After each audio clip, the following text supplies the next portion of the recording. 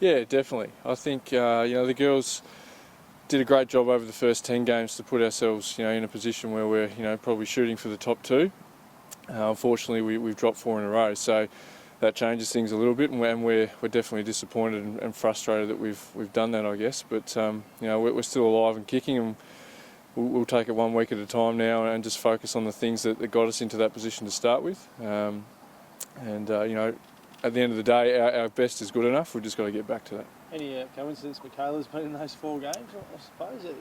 Has things changed? Obviously, you thought it'd be for the better, but has it changed the way you play or something? Oh, it's definitely changed things, but I think, and it's probably going to take us a little bit of time to adjust to that in terms of the way we play and positional-wise for some players. So we knew that was going to be a factor, but I guess the buck stops with me as the coach. I've got to do a better job of preparing the team and dealing with those challenges. We've had some other challenges, I guess, off court as well, and just fatigue with the group as well. So I guess it's just that time of year for us, and unfortunately we've dropped 4 in a row. But the good teams hold together in those situations and come through. So that's what we'll be hoping to do this week. Michaela did a lot of ball handling last Friday. I know she is that a role that you want her to do? Obviously given that she's such a present inside, how's that shaping out? Look, that probably wasn't planned, no. But we're pretty flexible in that we have people that can get the ball, grab the defensive rebounds, and push the ball up the floor. So Kathleen, Alex, and Michaela are all capable of doing that. So that's okay. I guess what we need to do is get used to that and make sure that everyone understands where they are on the floor in those scenarios. But obviously, Michaela is a post player, and we have guards, so we would prefer that our guards handle the ball in those situations. But we do have times where that is an option, and we look at that. So she was visibly frustrated in the huddle. Was that the main point that she was trying to get across to the other players? Look, I think there was. I guess a little bit of frustration for everyone in terms of, just getting familiar with each other and getting through our structures. So that was, we knew that was always going to be an issue. We were hoping it probably wasn't going to be as big an issue as it was. But I don't think anyone was necessarily, frustrated or pointing fingers as such. I think it's just a little bit of, feeling each other out and trying to get a feel for the group and getting used to playing with each other. So.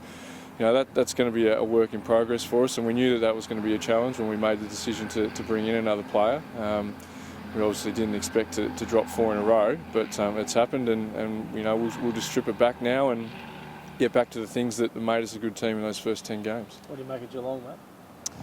Look, they're always quality. They'll be missing a couple of players this week, but I think they kept Sydney to 35 points for the full game on the weekend. So.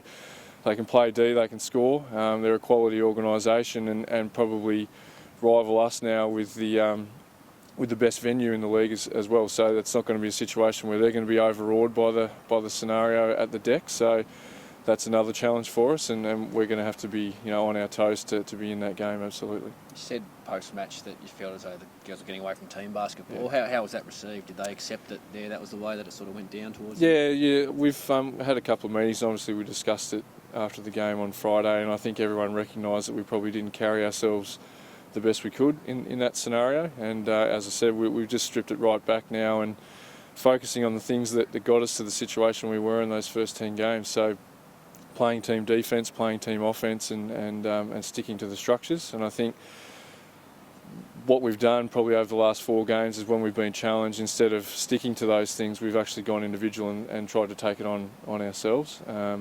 And frankly, we're not that type of team that can do that. So we need to stick to the structures and stick to the game plan. And when we do that, our best is good enough to beat anyone in the league. So. Thanks for only a point behind you guys, and the laddie you're treating every game as a must-win. Yeah, absolutely. I mean, we've taken the F words now out of the vocabulary in finals. So it's one game at a time now, and we just focus on the challenge ahead each week now. And if we do that and play our best basketball, the rest will take care of itself. So we're obviously aware that Frankston are now 1 game behind and Launceston have gone 1 game further ahead.